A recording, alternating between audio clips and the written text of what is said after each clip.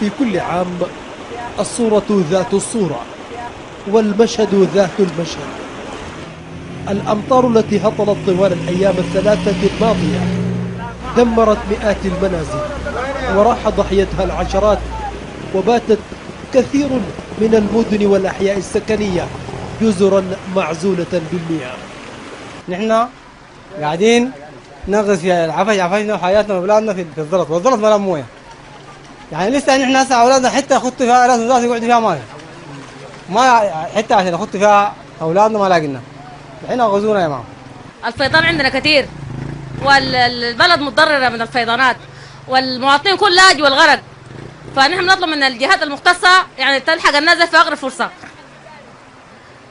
المناطق كلها من مضوم بان من الكرياب لحد مضوم بان المناطق كلها غرقانه، فالناس ماشيين على الاقدام. يعني مفترض بيكون في حته جهه مختصه يعني تنقذ الناس. المياه لا تزال على مد البصر، لم يتم تصريفها بعد، والسلطات أطلقت تحذيراتها بأمطار قادمة خلال الساعات المقبلة، الأمر الذي يهدد الكثير من الأسر. هسه هي المويه دي ماشيه والناس دي ما جايبه لها خبر، المويه دي هسه حتدخل الحديث، حتدخل الخرطوم، وبنتمنى من الناس النايمين جوا ده يجوا يشوفوا الحاصل شنو. الناس دي هسه ما في زول هسه قاعد في، الناس دي كلها قاعده في الزلط، والزلط ذاته هسه مليان. هسه احنا بنتكلم واقفين في الزلط، هسه احنا بنتكلم واقفين في الزلط.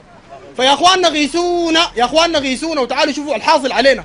الخسائر المادية والبشرية للأمطار لم يتم حصرها بعد، لكن كان للسيول أثرها خاصة على الطرق القومية التي تربط شمال وشرق السودان.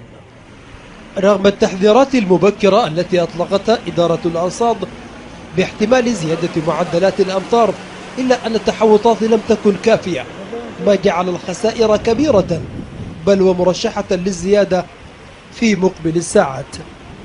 طارق التجاني، سكاي نيوز عربية، الخرطوم.